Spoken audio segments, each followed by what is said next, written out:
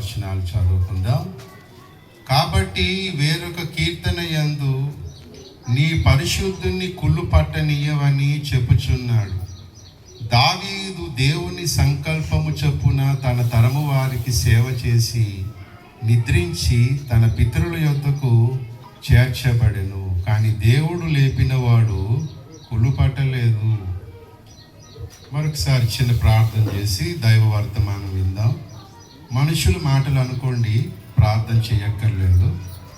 కానీ దేవుని మాటలు వినాలి అనేసి అంటే ప్రార్థన అయితే చేసి ఆ సర్వేశ్వరుడి సహాయం మనం సంపాదించుకుందాం. స్తోత్రములు తండ్రి, మమ్మల్ని మిక్కిలిగా ప్రేమించిన సృష్టికర్తవైన దేవ, ఈ లోకాన్ని సృజించి చరాచర సృష్టిని అంతటిని నీ నోటి మాట చేత సృజించి ఆ సృష్టిని పోషిస్తూ అందులో మానవ జాతిని పాపము నుండి మరణము నుండి రక్షించి పరలోకమునకు చేర్చుకొనవాలని ఈ లోకానికి అవతరించినటువంటి యేసుక్రీస్తు ద్వారా మాకు స్వర్గలోక ప్రాప్తిని కలుగజేస్తున్నందుకు వందనాలు. అటువంటి స్వర్గలోకము కొరకు కొన్ని కష్టాలైనా మేము పడి ఆ స్వర్గలోకానికి రావాలి అనేటువంటి బోధన ఉంది.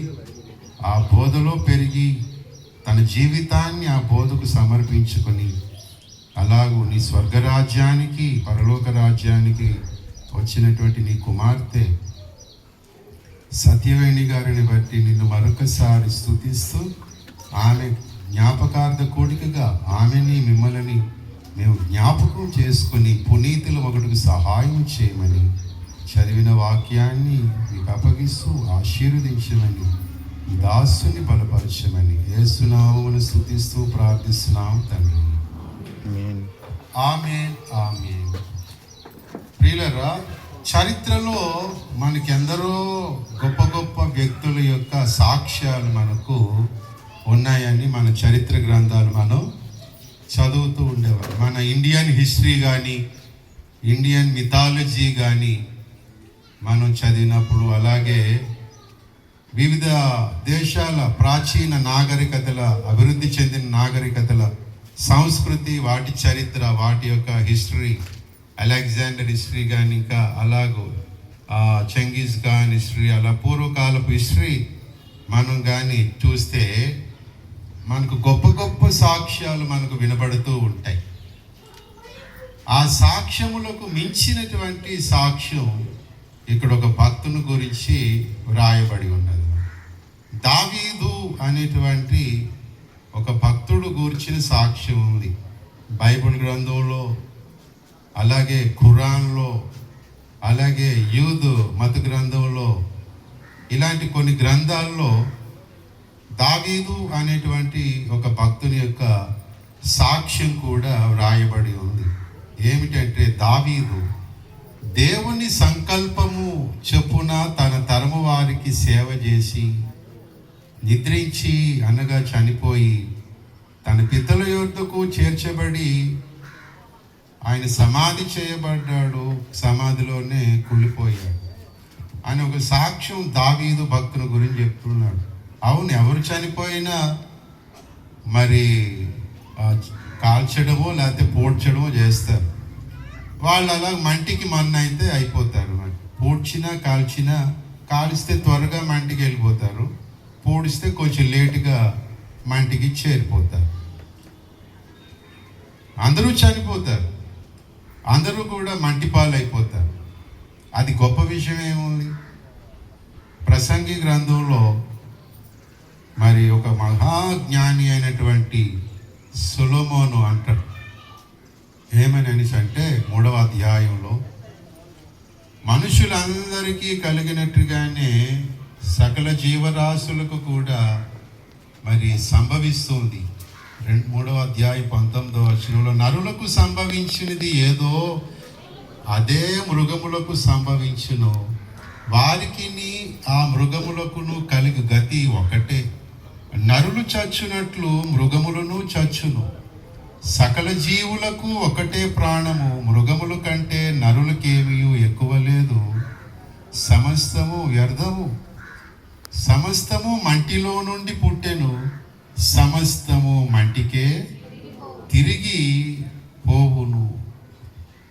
నరులైనా అలాగే మృగాలైనా జంతువులైనా చనిపోయి మంటికి వెళ్ళిపోతాయి, మంటిలో కలిసిపోతాయి. కాబట్టి మరి మృగాలు కంటే ప్రజలకు మనుషులకు కలిగిన గొప్పతనం ఏమిటి అంటాడు మాట. ఏవైనా మంటిలోనే కలిసిపోతాయి కదా. అలాగూ ఈ చదువుకుని దావీదు భక్తుడు కూడా మంటిలో కలిసిపోయాడు. అలాగే ఎందరో పుణ్య ఋషులు అనుకునే మన దేశంలో ఎందరో ఋషులు, పుణ్యాత్ములు, సామాజిక సంస్కర్తలు, గురజాడ అప్పారావు, గాంధీ గారు లాంటి వాళ్ళు, ఎందరో మహానుభావులు, వాళ్ళు కూడా చరిత్రకి ఎక్కారు. స్వాతంత్ర్య సమరయోధులు, వారు పోరాటాలు చేసి మన దేశానికి స్వాతంత్ర్యం ఇచ్చారని మొన్ననే మనం జ్ఞాపకం చేసుకున్నాం 15వ తారీఖు. వాళ్ళ యొక్క చరిత్ర చిరస్మరణీయం, మర్చిపోని రాని విధంగా వారి చరిత్రలు ఈనాటికి కూడా ఉన్నాయి. వాళ్ళైనా గాంధీ మహాత్ముడు అన్నారు, అయినా ఏమయ్యాడు? అయినా మంటిలో కలిసిపోవాల్సిందే. మన వీధిలో ఉన్నవాడు మనకే తెలియకపోవచ్చు, వాడైనా చనిపోతే మంటిలో కలిసిపోవాల్సిందే. అలాగూ మన వీధిలో తిరుగుతూ ఉంటాయి శునకరాజులు, ఆ కుక్కలు తిరుగుతుంటాయి, అవైనా మంటిలో కలిసిపోవాల్సిందే. గొప్ప గొప్ప వ్యక్తులు అనుకున్న వాళ్ళు, జంతువులు అన్ని మంటిలో కలిసిపోతూ ఉంటే మరి మనుషుల గొప్పతనం ఏమున్నది? వారిని ఎందుకు మనం జ్ఞాపకం చేసుకోవాలి అంటే, మన దేశం బాగోవాలంటే వాళ్ళని జ్ఞాపకం చేసుకోవాలి. మన దేశం బాగోవాలంటే గాంధీ గారు దేకులమండి అవసరం. అది కొంతమందికి ఇంకా పిచ్చి ఉంటుంది. మరి ఆయన స్వాతంత్ర్య సమరయోధుడు, దేశం కొరకు ప్రాణాలు పెట్టాడు అనేది మర్చిపోయి గాంధీ గారు వైశ్యులటు కదా అంటే, మరి వైశ్యులు అందరూ మళ్ళీ మళ్ళీ ఒక స్వాతంత్ర పోరాటం చేసి తీసుకురండి. మన దేశానికి ఇప్పుడు స్వాతంత్ర్యం ఉన్నదండి. స్త్రీలకు లేదు, పేదలకు లేదు, రైతులకు లేదు, విద్యార్థులకు అసలే లేదు. మొన్న ఇంకా తెలుసు స్వేచ్ఛ స్వాతంత్ర్యాలు ఉన్నాయి. ఏదో మనం ఇక్కడ ఈ పలుకుబడి మీద ఇక్కడ కూటం పెట్టుకున్నాం, కానీ కొన్ని ప్రదేశాల్లో అయితే క్రైస్తవులు కూటం పెడితే టెంట్లు పీకేసి, అసలు మీటింగ్ కాదు, క్రైస్తవులు పెళ్లి చేసుకుంటే పెళ్లి ఖరాబ్ చేశారు అన్నమాట. క్రైస్తవులు కాని వాళ్ళు అదెందుకంటే వాళ్ళు పెళ్లి చేసుకుంటున్నారు కదా. వాళ్ళు పెళ్లి చేసుకుంటేనంటే క్రైస్తవుడు ఆ ఊర్లో పెళ్లి చేసుకోకూడదట. మన రాష్ట్రం కాదు, వేరే రాష్ట్రాల్లో ఏంటి పైశ్యం, ఈ కుల మత పైశ్యం ఏంటండి? దేవుని దయ వల్ల మన ఆంధ్ర రాష్ట్రంలో ఇప్పుడిప్పుడే మళ్ళీ ఈ పైశ్యం పెరుగుతుంది మాట. ఇంతకుముందు బాగానే ఉండేది, పచ్చగా ఉండేది, ఇప్పుడేమో మళ్ళీ పైత్యం పెరుగుతుంది 2 సంవత్సరాల నుంచి. ఈ పైత్యాన్ని మనం అరిగట్టాల. ప్రియులారా, ఇంతకీ గాంధీ గారు దేకులం ఎంతమందికి తెలుసు చెప్పండి? నేను చెప్పకముందు ఎంతమందికి తెలుసు గాంధీ గారి కులం? నాకు తెలుసు అన్నాడు చెయ్యొద్దండి. ఒక్కరు లేరు, ఒకరు కూడా సగం ఎత్తారు, అవునా కాదు అన్నట్టు. అంటే అరకులం తెలుసు కావాలి. రాంబాబు గారికి తెలుసు, మేము చెప్పాం కాబట్టి ముందే చెప్పారు. మా గురువు గారిని బట్టి మాకు అన్ని చెప్తాము. కొంతమంది తెలుసు కానీ చేతులు ఎత్తలేదు, మనకెందుకు పోవాలి, మందుకు ఆ కులం కాదని కానీ ఎత్తలేదేమో. మనలో చాలా మందికి ఆయన కులం అవసరం లేదు కాబట్టి ఆయన జాతిపితగా గుర్తించాము, ఆయనేమో మహాత్ముడుగా గుర్తించాము, అంతేగాని ఆయన కట్టుకున్న గావంచ గోషి ఖరీదు ఎంతండి? దాని రేట్ అవసరమా మనకి? ఆయన చనిపోయిన తర్వాత బట్టలు ఏమయ్యాయి? అవి అవసరమా? అవి చిరస్మరణీయమా? అవేమైనా చరిత్రకి ఎక్కుతాయి అవేమైనా? అది కాదు. గాంధీని చంపిన గాడ్సే అట ఎవడాడు అని తన్నాలనిపిస్తుంది వాడిని. కాబట్టి ఇప్పుడు గాంధీ గారు కులం పట్టుకుంటే మన స్వాతంత్ర్యాన్ని మళ్ళీ దేశానికి స్వేచ్ఛ పోరాటం అనేది చెయ్యలేము. మొన్న యవనస్తులందరూ కూడా ఢిల్లీలో పోరాటం చేశారు విద్యార్థులు.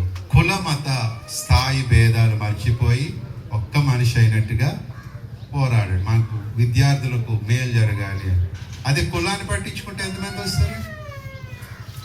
గాంధీ గారి కులం మనకి ఇప్పుడు, నెహ్రూ గారి కులం, అంబేద్కర్ గారి కులం, అలాగే స్వాతంత్ర్య సమరయోధుల్లో ఒకడు మన్నెందూర,